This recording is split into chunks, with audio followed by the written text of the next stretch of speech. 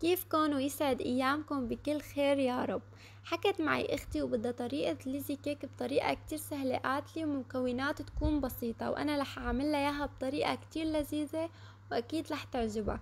اول شي مثل ما شفتوا كسرت تقريبا 300 جرام من البسكوت السادة تكسير خشن، وبعدين جبت الطنجرة وحطيت فيها 4 معالق من السكر و5 معالق كبار من الكاكاو ونص معلقة من الفانيليا، ومنحركن كتير منيح مع بعض. اخر شي بنضيف كاسة ونص من الحليب. اذا ما عندكن حليب عادي فيكن تحطوا حليب بودرة لكل كاسة مي معلقتين من الحليب البودرة الكبار، بتحركون كتير منيح وبتحطون.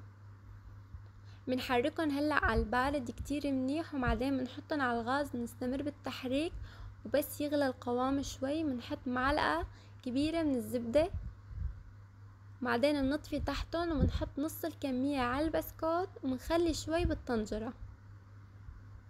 بنحرك البسكوت كتير منيح لحتى يتشرب كل صوص الشوكولا. هلا اي قالب عندكم باي شكل انتو بتحبوه بتضيفوا البسكوت بهذا الشكل، وبعدين الصوص الشوكولا اللي قمناه على جنب بنحطه هيك على الوش بهي الطريقة لحتى يعطي طعمه وموديل كتير لذيذ.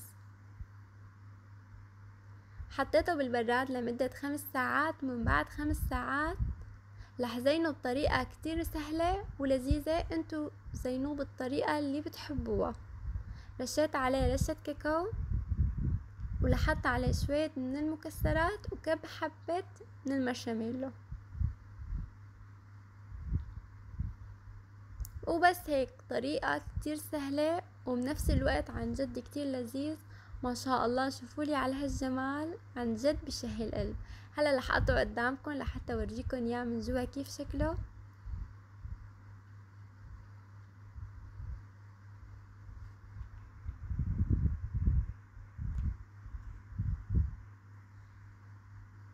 شوفولي ما شاء الله، عن جد كتير سهل ومبسط والطعمة كتير لذيذة. اكيد مكونات موجودة عندكم بالبيت، جربوه واكيد رح يعجبكم. ولا تنسوا تحطولي لايك، واذا ما مشتركين بقناتي تشتركوا لحتى يصلكم كل شي جديد. وهلا بقلكم في امان الله، بشوفكم في فيديو جديد ان شاء الله.